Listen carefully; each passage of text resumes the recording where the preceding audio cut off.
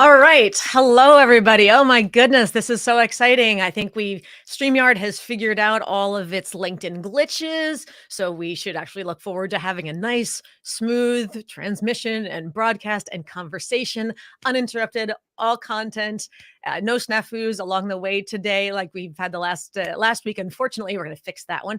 But nevertheless, this is going to be a treat today. So to everybody out there who's joining, this is something where I'm super excited because my world, my brand, of course, hello, I should introduce myself first. For those of you who haven't met me, I'm Laura Saccola. My company is Vocal Impact Productions, and I am the author of Speaking to Influence, Mastering Your Leadership Voice, and host of the podcast Speaking to Influence, Communication Secrets of the C-Suite. It's all about vocal impact, but that for me is both literal and figurative. There's your literal voice, the sound that comes out of your mouth as you're speaking, and there's your, maybe somebody might refer to it as your author's voice, right? Your perspective, your POV. What are your ideas, and how do you frame them in a way that they get through? But both the literal and figurative work together, verbal, vocal, visual dynamics, all that kind of fun stuff. But today I want to focus very exclusively on the vocal component. And I love the fact that I now get to talk to somebody, and you get to talk to somebody who is a super duper expert in exactly that. So my guest today is none other than Alison Shapiro. And Alison is very specifically a vocal performance expert, an opera singer turned entrepreneur, author, and expert in public speaking and presentation skills as well. She's the founder and CEO of Global Public Speaking, which is a training firm and a woman-owned small business that helps people speak with confidence and authenticity in their meetings, their pitches, their presentations, virtually and in person, as we all are now in that wonderfully hybrid world. Alison also teaches at the Harvard Kennedy School, and she's globally recognized as a speaker and trainer in Fortune 500 companies, government agencies, nonprofits. She's personally coached senior executives at some of the largest companies in the world, and she's the author of the book Speak with Impact: How to Command the Room and Influence Others with HarperCollins Leadership, and that's a bestseller, which is fabulous. And she's also a recent finalist for a Women Business Owner of the Year by the National Association of Women Business Owners, aka NAWBO. So impressive. Alison, thank you so much for joining me today. It is an absolute pleasure to be with you, Laura. Thank you. Yeah, so, and everybody else who's out there, I know you're all welcome to the Zoom world where at noon Eastern time, when the clock clicks 12, you're supposed to exactly wrap up your last meeting and digitally, mentally, spiritually, and otherwise kind of teleport into the next room. So we understand that you may be grabbing your lunch, you may be doing a quick bio break, you may be refilling your coffee cup or your water bottle or your Red Bull or whatever is your poison of choice in today's world. So as you join us, please do put in the chat, where are you? What kind of work do you do? Geographically, where are you, and your industry or your role? Are you in sales? Are you in IT? Why are you here today? I know I've just asked you like 47 questions, but that's okay because we want to keep one eye on the chat as we go. We want to know who's joining us. We want to know what you want to know. What is it about the voice that made you say, I'm showing up today? I want to hear this because we know it's important, and we know we could be better at it. And we know that we get annoyed by other people's voices or lack of voices or use of voices, and we don't want ours taken away from us. But what is it that you'd really love to get out of today? So, and you do know that I am not one who usually goes the tips and tricks route. If you've attended any of my virtual influence trainings and whatever, I'm not a big tips and tricks person. I kind of feel like you can do tips and tricks, you could just Google it for a handful. But today, I really do want this to be interactive, and I want this to be a little more workshoppy. So to the extent that we're going to give you tips and tricks per se, the idea is that these are pieces of advice that you can try right here, right now with us, and you can apply them immediately. As soon as you log off of this, the next time you pick up the phone, does anybody pick up the phone anymore? The next time you log into a Zoom or a Teams or a WebEx or whatever kind of meeting it is, you open your mouth to speak. What comes out? How does it sound? How does it land? What impact does it have? So, okay, terrific. I'm seeing some people. Oh, Janine Lasitsky, excellent. Welcome. Love Chorus Services, amazing. Family services, children, love it. Who else is here? Thank you, Janine, for talking to us. And we're going to look for others as they join as well. Do not be shy. You know me better than that. I used to teach public school. Doesn't matter where you sit. I'll find you. We'll participate. Doesn't matter. You can't hide behind the kid with the big hair. Baton Rouge. Lovely, Desiree. Thank you for joining us. Michael, excellent. Philly suburbs. Yes, title, corporate communications. Whether it's literal voice, figurative voice, today we're going figurative. And I bet you're helping a lot of people in your company to speak more effectively, make sure that their voices are broadcast and heard more so. So with that, I'd like to do a little bit of a warm up. And by me, I mean you. So Alison is I mentioned before, in case you missed it when we jumped on, she is a very highly trained, very highly experienced opera singer turned entrepreneur and coach and trainer and all that great stuff. So I think we need to have her prove it. I'm just saying. So with that, Alison, sing us a couple of bars. Pick one of your favorites. What's the piece? First of all, tell us what it is. It's what usually when I sing, it's at the end of a program. It's not at the beginning, and I keep people waiting. But Laura, because you asked me to do it, I will sing at the beginning of the program, also because it's something of a test, as you've said, to prove I can actually sing. Sure. This is one of my favorite pieces that I've been singing since I was 16, wearing a green poofy dress with sparkles and big sleeves. This is I'll sing a short piece of. Now I want to see the picture. I want to see the green poofy dress with the sparkles. Oh, I have video. It's been converted from VHS to a video. Don't tease me, Alison. Don't tell me that if you're not going to share it at some point. We're going to have to do a screen share. All right. This is called Lascia ch'io pianga. I'll sing a brief piece of it, and it's a song about freedom. Beautiful. Okay. Lascia ch'io pianga mia cruda sorte e che sospiri la libertà.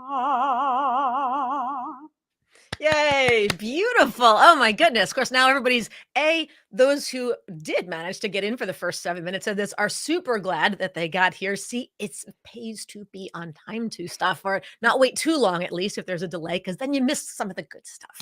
And everybody who is here, I'm sure, just loved that. Of course, they're probably also mad at me for not letting you continue. And of course you could. It's not about me stopping per se, but they're like, wait, I know we signed up for one thing, but I liked that. Wait, do more of that. So maybe at the end we can talk you into doing a few more bars, either of that or of something else, green dress or otherwise. And I see lots of people jumping in. This is great. San Jose, California, London, UK, Intel, terrific. Thank you so much. Flemington, New Jersey. Yes.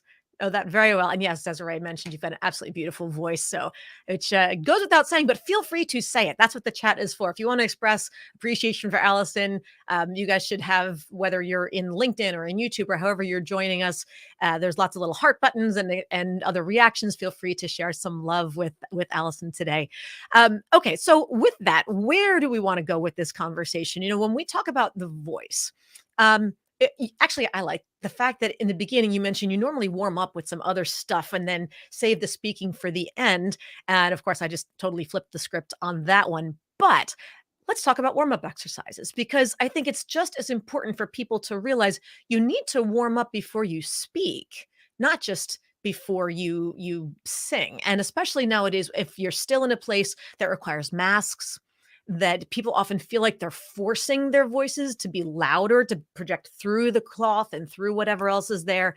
And that's tiresome. And you can really strain your vocal cords if you don't do it right. So could you give us a couple of examples of some easy vocal exercises that hit a different range of purposes, shall we say, articulators and breathing and whatever. We'll talk about breathing afterward. Let's just talk about the articulation first. It's so important that you mention warming up before we speak, because as singers, we like to say our body is our instrument. Yes. And it is. It's not that we can put it in a case and keep it in a dry location and then take it out when we're ready. It's like if you had a Stradivarius violin and it was strapped to your back and you brought it into a smoky bar or onto a dry airplane. Our voice is affected by the elements, and it's not just by the elements. It's affected by how we feel physically, how we feel emotionally, how we think others feel about us. Yes. All of these elements go into the voice that we use when we speak, usually unintentionally. And when you're a professional speaker or singer, you have to become aware of this, because we have to be intentional about how we come across.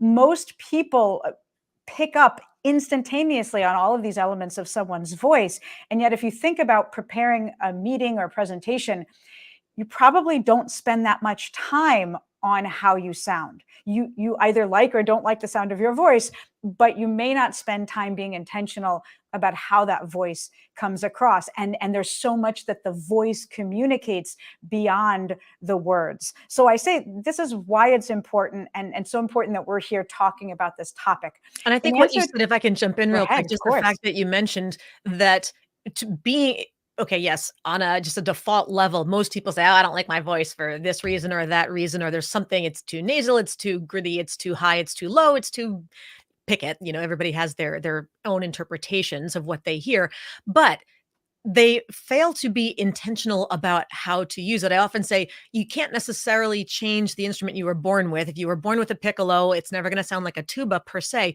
but you can still learn to play it well. And that's something that you mentioned, the using your voice intentionally, strategically, whatever instrument you were born with, you can learn to play it more masterfully and change the quality of how it comes out. So that's where I think when we begin with breathing and with other warm up exercises, this is the first step. So, everybody out there, regardless of what instrument you were born with, learn to master the art of playing it.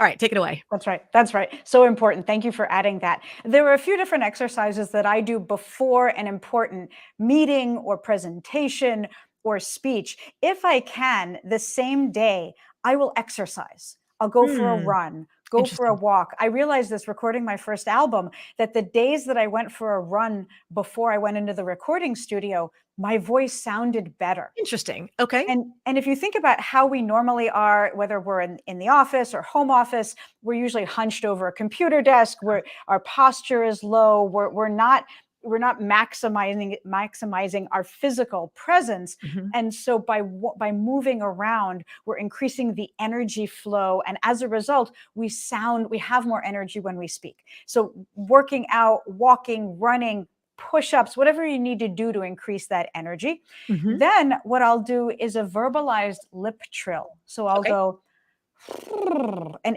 everyone can try this unless Yes. you're back in the physical office. Oh, do it anyway. You could try it anyways. Yep. Although it's important, if you have direct reports around, they might think you're angry at them. So I really try not to do this in public because people can misinterpret If it. you have direct reports, tell them to do it with you. Bringing them That's all right. in, That's make right. them Hey, listen in. hey, we're going to try this together. Right, team building. All right, everybody out there ready? And maybe I'll go up and down.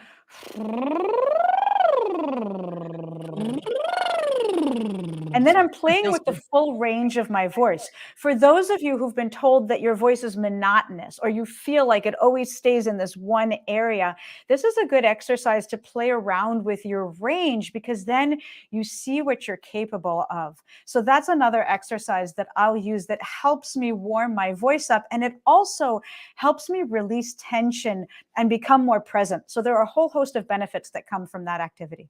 Can you show, so when you say practicing with the range of your voices, to the extent that people do typically only use a narrower range, there are of course those who are more dynamic in expanding and using more of their fuller tonal or pitch range of their voice. There are a lot of people, and you know who you are, if you either have been told or you feel or you hear it when you listen to your own voice, that you're kind of flat in your tone and your voice comes across kind of monotonously. And you feel like, well, that's just my voice. I don't know how to go. This is a good exercise to use to just little by little, a little higher the next time, a little higher the next time. Could you do, Allison, just demonstrate maybe 3 or 4 uh, peaks, shall we call it, pitch, like rise and fall peaks of that with that lip trill, or maybe you start in what might be someone's normal range and then extend just a little higher and start at the same point at the base each time and then stretch a little higher and come back down so they can sort of see how that just incremental stretching can happen. Sure. And it's also important to mention everyone's range is different. Yes. This is not about forcing your range or making it higher or lower, but simply finding where that range is. To your point, Laura, it's learning how to play the instrument regardless of the instrument that you were born with. Yes. So I start with just a simple walking down. whatever feels natural. Then I'll make it more of a roller coaster. And then I could even go as high as I can. You don't have to go that high. But as singers, we actually had to practice an entire aria on a lip trill, Oh, wow. because when you can exhale on a lip trill and keep that constant, what it's doing is requiring you to have a constant exhalation of breath to Mm. support your voice. So if those of you are practicing and going, and you can't hold it, what it means is when you're exhaling, it's not a steady enough flow of air to Mm. support your voice. So the longer you can hold it, the better your exhalation, which means the better your breath support, which means the stronger your voice. And breath support, for anybody out there who's heard some of my either whether it's my TED Talk or one of my other trainings, there's that I get on my soapbox when I hear things like vocal fry. And vocal fry is that habit where a lot of people tend to just trail off, maybe at the end of their sentences, or they use this creaky, gravelly, croaky sound. And that is because of a lack of breath. I mean, unless it's due to nodes or something else That's that's right. a different, could be allergies, could be, there's a number of medical reasons why, but for the most part, most of the perpetrators out there of vocal fry tend to do it because they have bad breath support habits. It could be because you're actually nervous and feeling a little anxious about something, and it's your body's way of kind of holding back because you're a little uncertain and you don't realize that you're telegraphing your uncertainty because you're not really letting the words flow out of your mouth.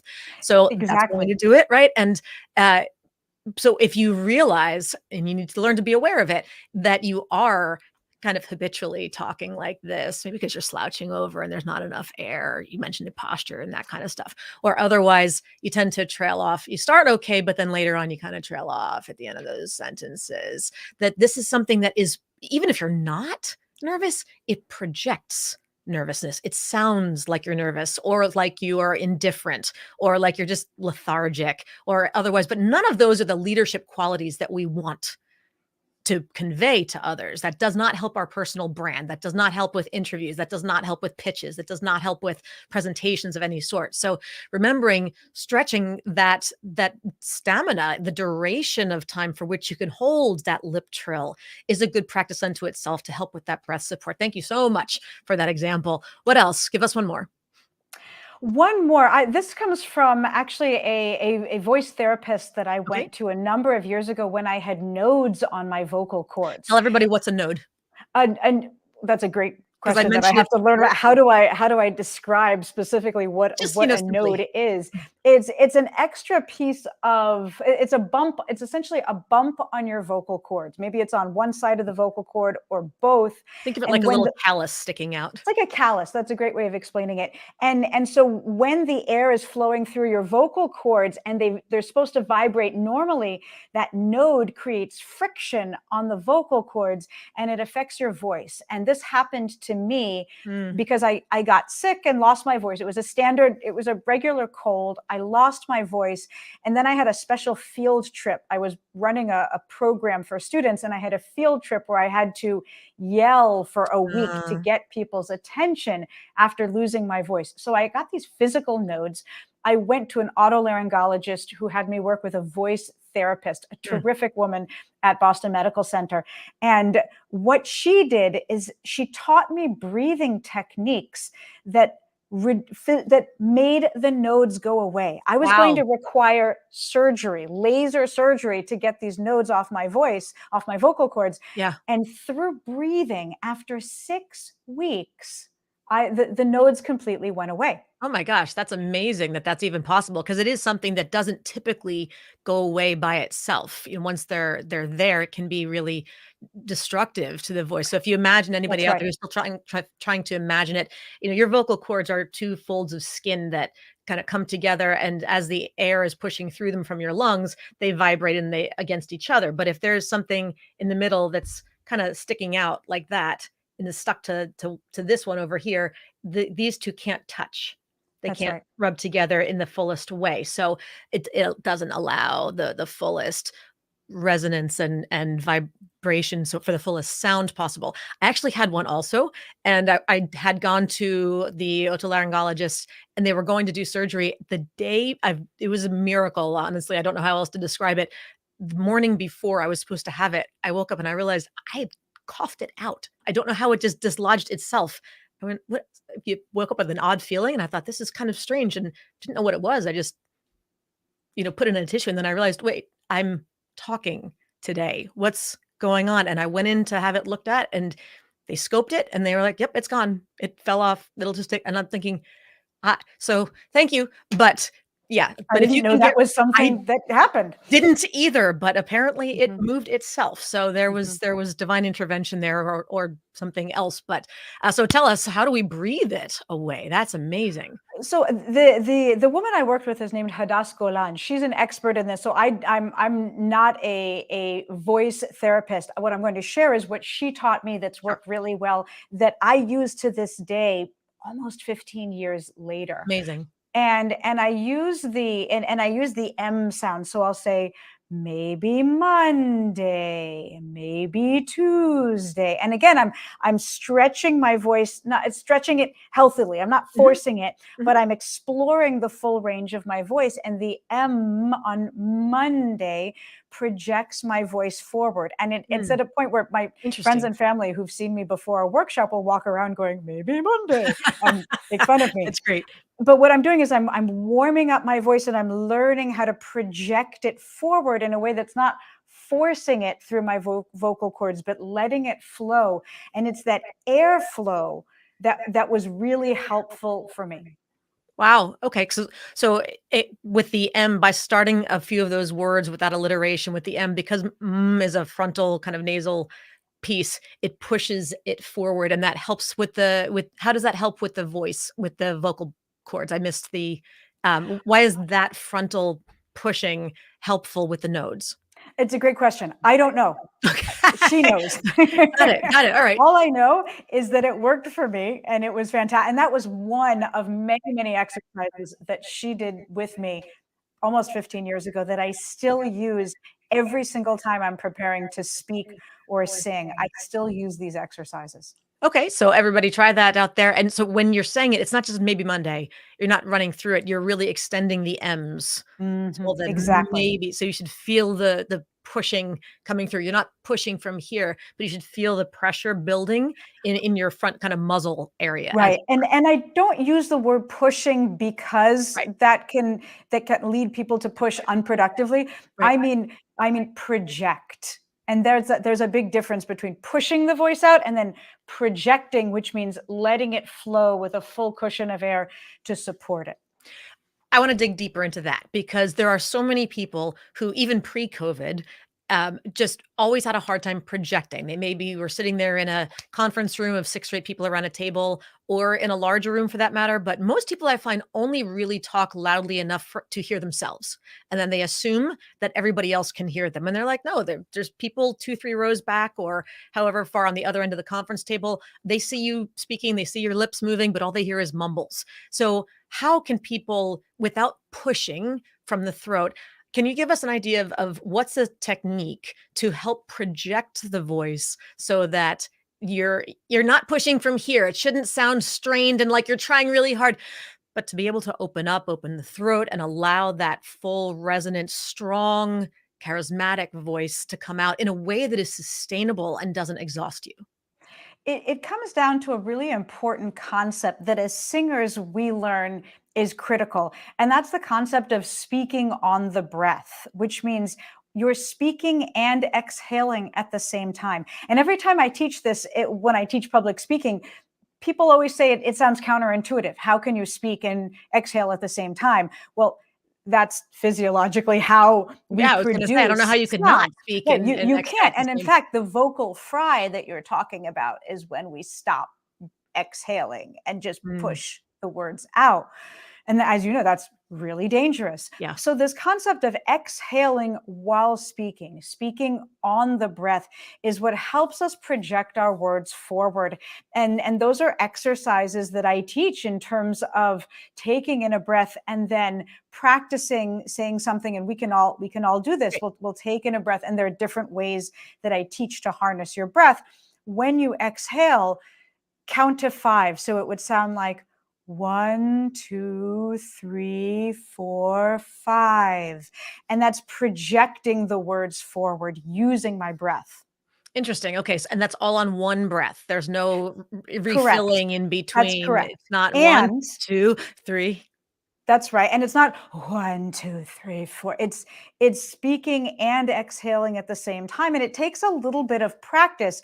It's also important to keep it going after the 5. So 1, 2, 3, 4, 5, as opposed to 5, which is Right. trailing off, which Trailing is what off. you mentioned earlier. A lot of people do. Right, Mhm. right. I think a lot of even when singing or playing an instrument, you look at the measure of music and that whatever is at the end of the measure, the end of the musical phrase, that's supposed to be held for the full 1 beat or 2 beats or however many it is. Right. Most people hit it and they count 1, 2, 3, 4, but they actually stop playing or stop singing a beat or however much earlier. They don't extend it to the fullest where the notation says the note should last this long. They Mhm. mentally keep counting, but there's no sound coming out. So you can't sit there and think, okay, 1, 2, 3, 4, 5. It's not That's right. trailing off there. And this The is end of the something where sentence should sound as good and as clear and as strong as the beginning. correct. And if you can't hear that on your own, take your phone, open the memo recorder, and practice yourself counting to 5, and then practice yourself instead saying, "Good morning. My name is Alison Shapiro." All on one line if you can, your name, not mine, and then You play can it practice with back. your name too. I mean, You really, can you use can my say name. I Allison. don't think I it's don't the know that best name. There's that glottal stop and Allison, that projects it, but maybe it's easier if it's Mary. Good. My name is Mary. The idea is we can't always hear it. It's helpful to have a practice partner, a coach, a colleague, or a phone that can demonstrate it to us, because and this points to something that you said in the beginning. Many people don't like the sound of their voice, or yes. they think it sounds differently to them than it does to others. And that's true, because our voice does sound differently to ourselves, because we're both hearing it from inside our head and coming at us, Yes. while others only hear it being spoken at them or to them. And so that is a different sound that we have to become aware of. And then by using these breathing techniques, it starts to sound better to us and to others, because we're using the full weight of our voice when we speak. Yes, yes, and for anybody out there is interested in that or things like, "Yeah, that's my problem. I don't know why when I listen to myself, I sound funny on video or on audio or whatever it is." There is you can go to my YouTube channel and there's a video that I posted a couple of years ago, but it's still up there specifically called "Why Your Voice Sounds Weird on Video." And it's exactly what you're describing there, that the analogy I use is that when you're speaking, you hear yourself in kind of stereophonic sound because you're hearing yourself come internally and your voice is bouncing around all the cavities inside. Not that there's a giant cavity like your head's empty, but it's bouncing off all of your bones and your muscles and everything else. Whereas, and then it's also coming out of your mouth and going in your ears. So you're getting multiple channels of input. But when you are listening to someone else, or for that matter, when you're just listening to yourself on a recording, so you're not speaking, you're just listening, you're only getting that mono input. It's only coming in through your ears. So it's just naturally going to sound different, which I think most people feel like when they hear themselves on a recording, it sounds tinnier, it may sound higher, it sounds flatter, it's less full. And it is because you're used to hearing that multi-channel, multi-dimensional piece. So it's going to sound more resonant more often than not coming through as you speak. So don't be surprised by that.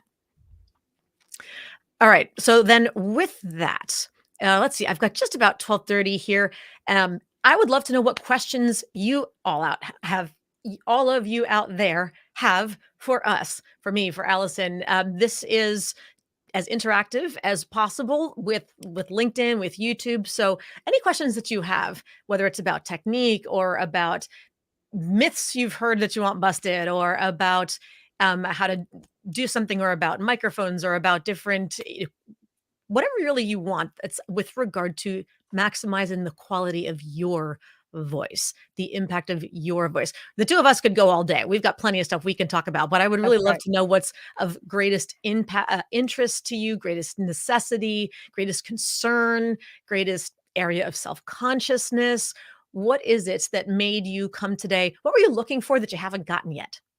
And while we're waiting for people to put Yep. that in the chat, I did see a comment come in from YouTube from Vanessa in Brazil, and she talked about she doesn't like the sound of her voice. She says it's high pitched and sometimes Yep. shaky during presentations. And so I want to address that while we're Great. waiting for other people to put their questions in, because Vanessa, it ties into what Laura said earlier. It's not about changing the pitch, but increasing that projection, so that when you're taking in a nice breath and then exhaling on the breath, Vanessa, that the sound will be bigger.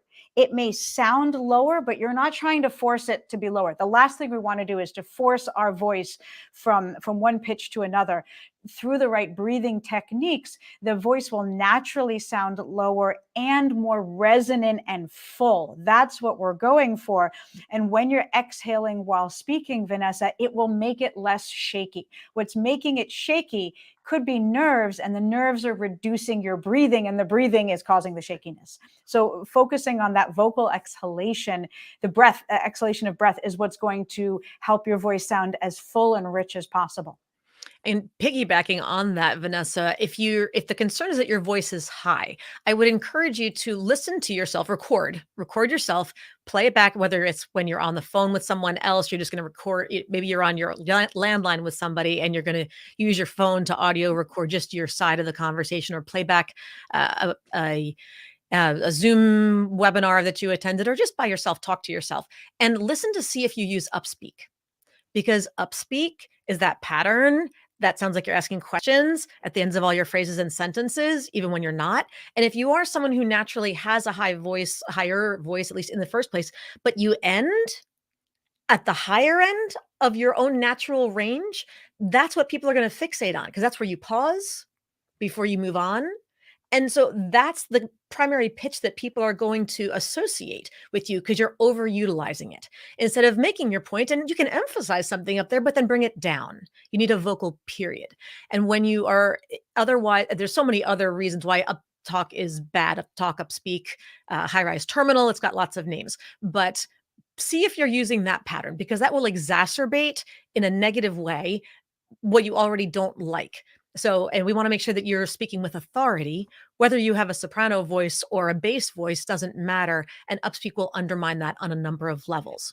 That's an important point, especially in an English-speaking context. When we're not in an English-speaking context, I hear uptalk as more of a natural cadence to different languages, French, other languages, and so I'm always cautious when using that in non-English speaking context, because it can differ according to the cadence of the specific foreign language that they're speaking.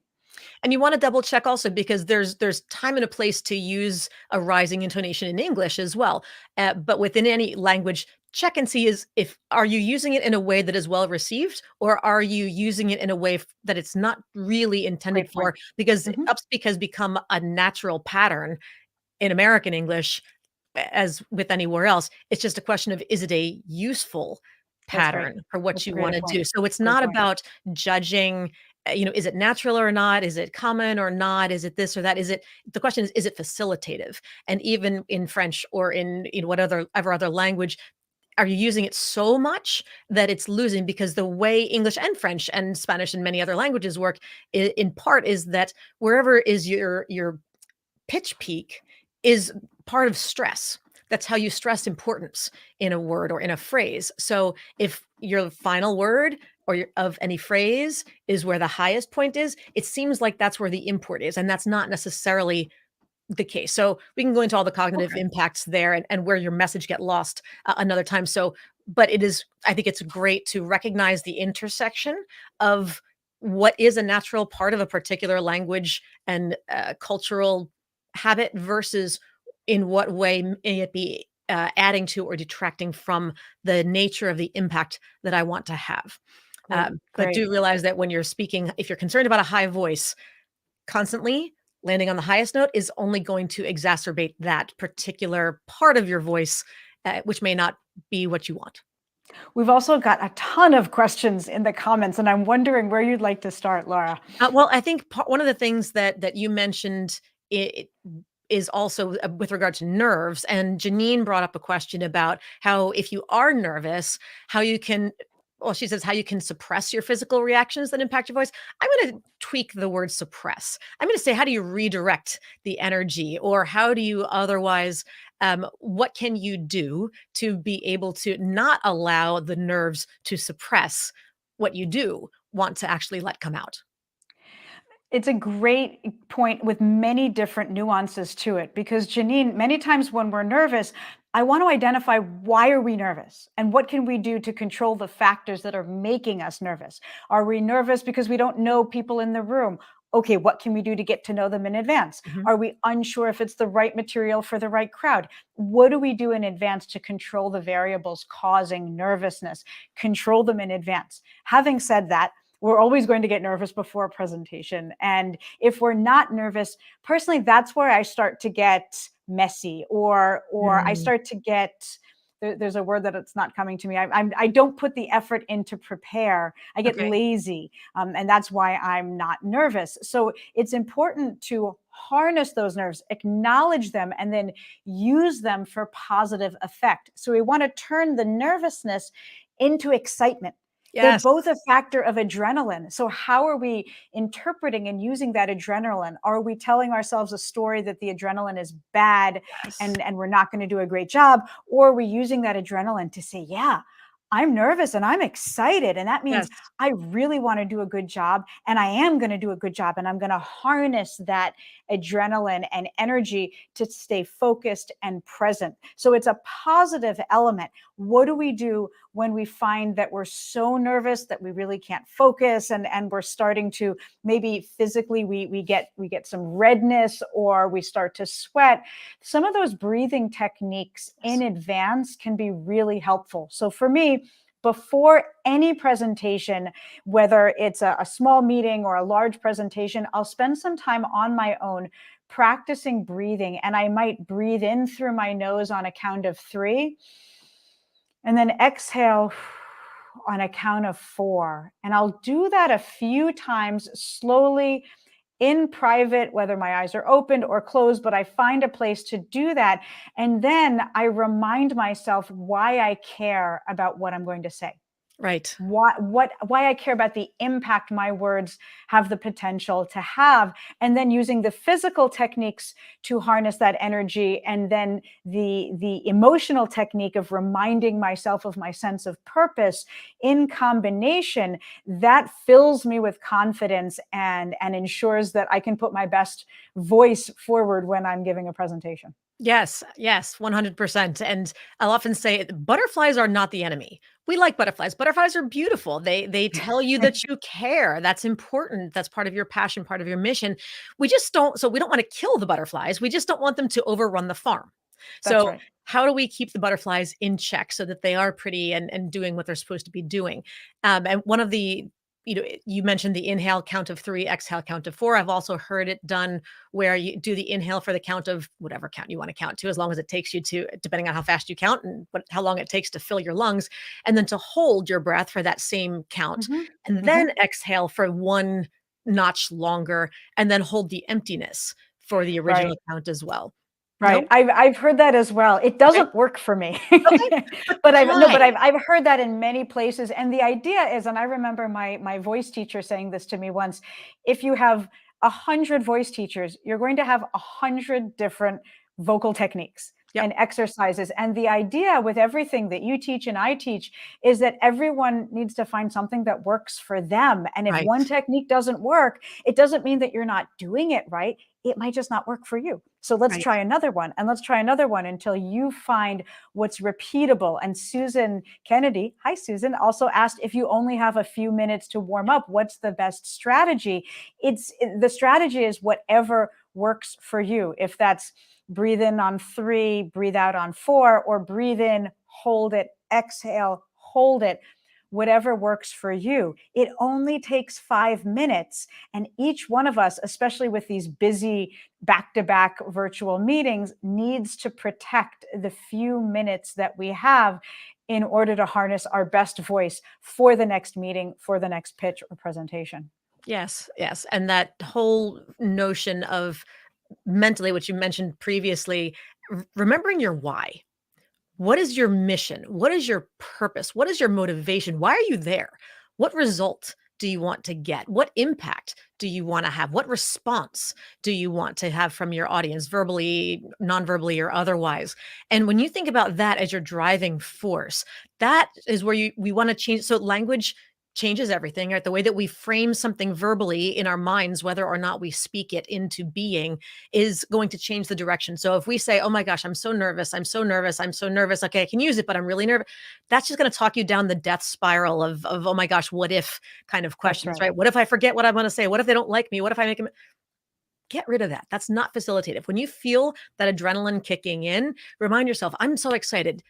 The positive language matters. I'm going to do this. I want this. We're going to get people to feel like this, and we're going to get people to do this, and we're going to get them to sign our petitions, and we're going to get them to come to our events, and we're going to get them to sign up for whatever it is.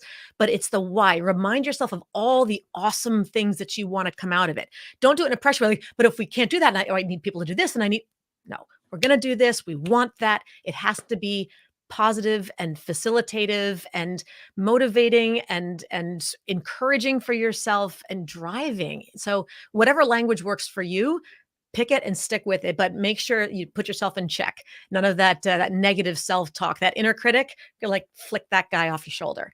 They're not allowed to be here. That's right. So true. So Anita mentioned using the power of the pause. We could talk for another hour or more on this alone. So Alison, jump in here, commenting on the power of the pause to improve the gravity of your spoken voice. Yes, go.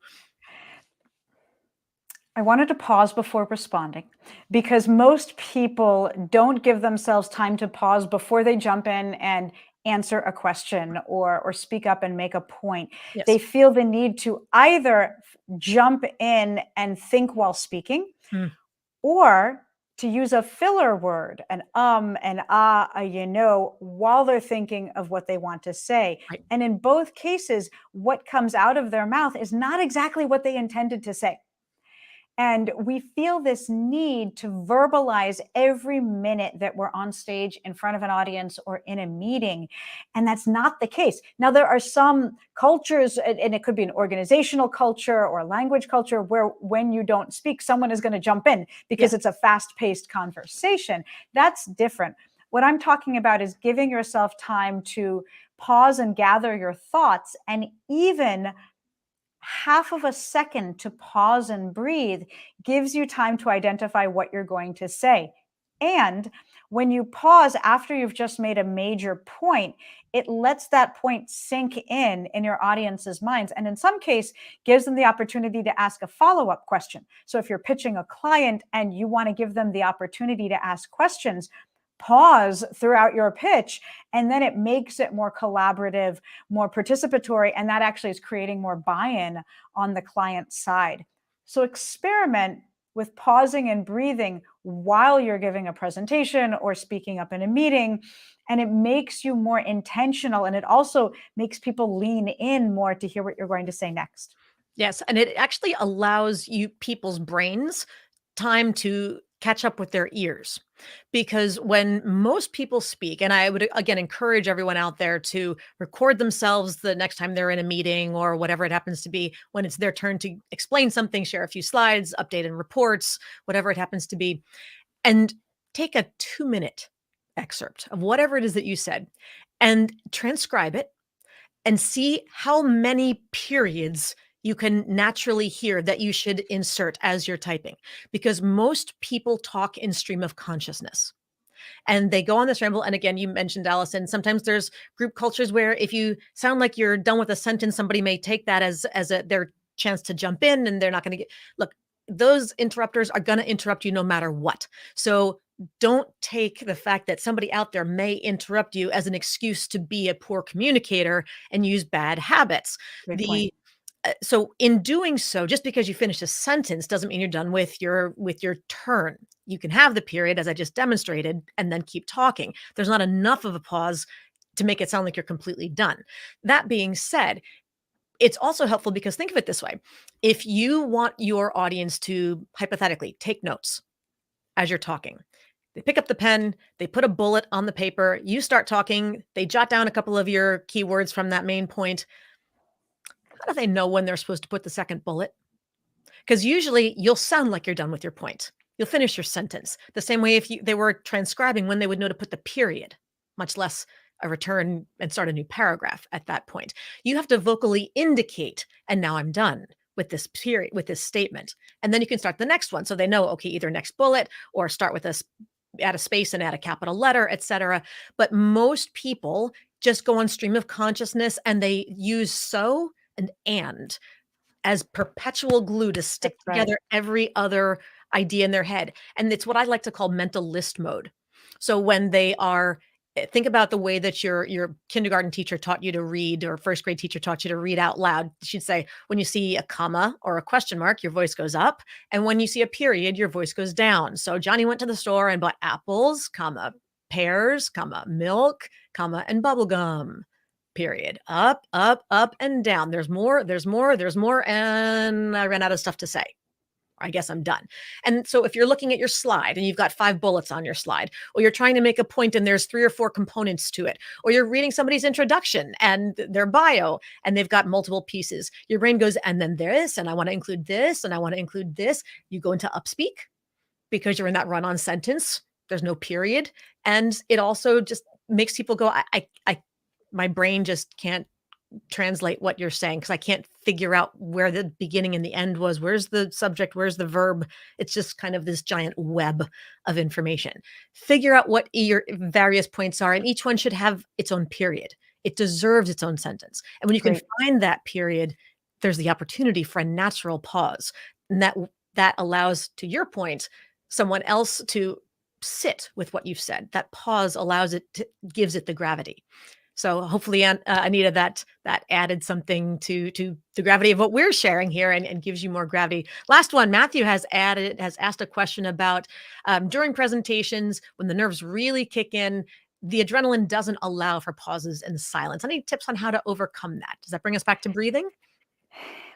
Yes and no. It's not that the adrenaline doesn't allow that. It's that you don't think the adrenaline Yes. allows for that. Yes, you do have the ability to pause and breathe. Sometimes you have to force yourself to pause and breathe. Matthew, this is also a skill that we build with practice. No matter how many times you've done it before, the more you're in this situation, it's going to become more natural. It's going to become easier for you to use. I sometimes, and when I was a speechwriter, I would do this for my boss. I would write pause in big letters at the top of each page and force him to pause and breathe. There are also, there's software out there that gives us feedback while we're presenting virtually that reminds us when to slow down and when to pause. Matthew, this is a rhythm that we as speakers need to develop and to practice doing. And then the more we're in these situations, the easier it's going to get. But it's recognizing we always have the ability to pause and breathe. In the moment, we might feel like we can't, but we actually can if we give ourselves permission to do it.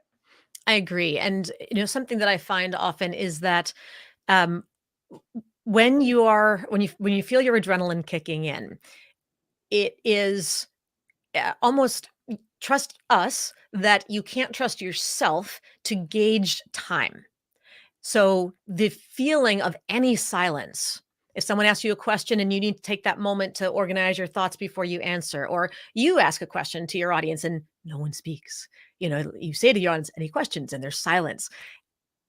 American culture in general, especially American corporate culture, American business culture, but beyond that as well, is notoriously uncomfortable with silence. And when your adrenaline kicks in, the littlest bit of pause feels like an eternity. It's this deafening silence. And our silence or nature abhors a vacuum.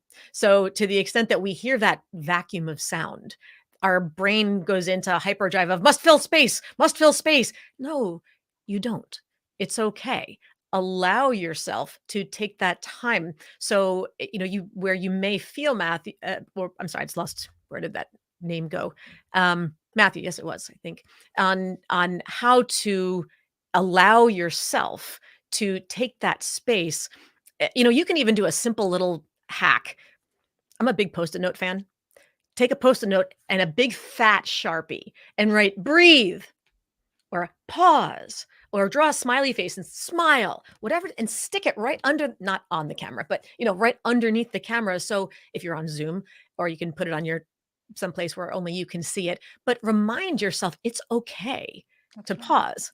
You got something back there? I was thinking, let me get it here. I have a bookmark that says pause and breathe that we normally give out with the book. And some people, I developed this because people asked for something they could simply stick on their computer or fold and put in their pocket and put with them on the lectern when they're giving a presentation. So some sort of visual representation can be helpful. Yes, yes. And you could even put in some sort of visual cue to yourself at different points in your slides or in your speaker notes that says pause here.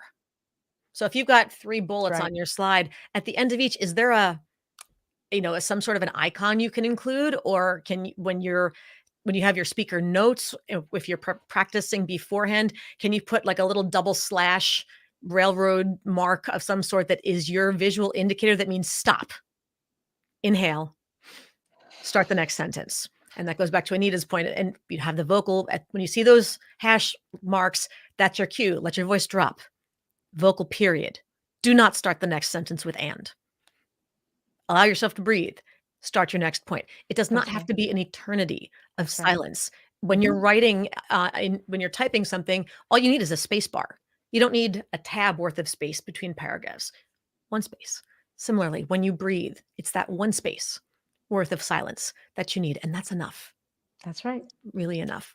And I think that brings us also to, there was another question, and I'm going to add a little bonus piece in here as far as when you have a data-rich slides, when you have really data-dense slides, where this is also going to be important to be able to understand. And first of all, of course, if you have one of those slides that looks like something out of a college textbook where there's truckloads of diagrams and arrows and 8-point font, which should never, ever be allowed. Nothing less than 20-point font on a slide. Right. That's a whole other LinkedIn Live issue. topic. If your company is one of those companies that's like, no, we want our slides to be a standalone document. It should be so clear that it can be, we don't even need the facilitator here. At which point I say, then why do you have a facilitator? Why do you have a presenter? Just email it to me. I'll read it for myself. Don't waste my time. But I'll not get on that soapbox today. Assuming that you're in an organization that says, no, you must use this ridiculously dense slide. And there's whole other trainings that we can do that we'll talk about what else to add to those slides, how to draw people's attention visually to different parts, etc. If we can't simplify them, streamline them, as it were. Do you want to add a last point, Alison, as far as how to speak in a way that helps the audience follow whatever you're talking about in that visual overwhelm? It's really about making the slides come alive. And so if you're at an organization where you have to use those dense slides, I'll use shading and color. And every time I talk about a different portion of the slide, I'll actually highlight the color in the section I'm talking to and gray out everything else. And then when I'm speaking, the intonality in my voice is really important because it's my voice that's going to keep their attention. It's also important if you're presenting that virtually, then the slides are now minimizing your video and people can't see you, but they can hear your voice. And so the expressiveness and strength and confidence in your voice is what keeps people engaged, even as their slides may want to make the audience's eyes glaze over. So the more that we can minimize the use of slides or use handouts instead, and maximize the connection that we're creating between ourselves and our audience, using our words, using our voice and our presence, the more of an impact we're going to have.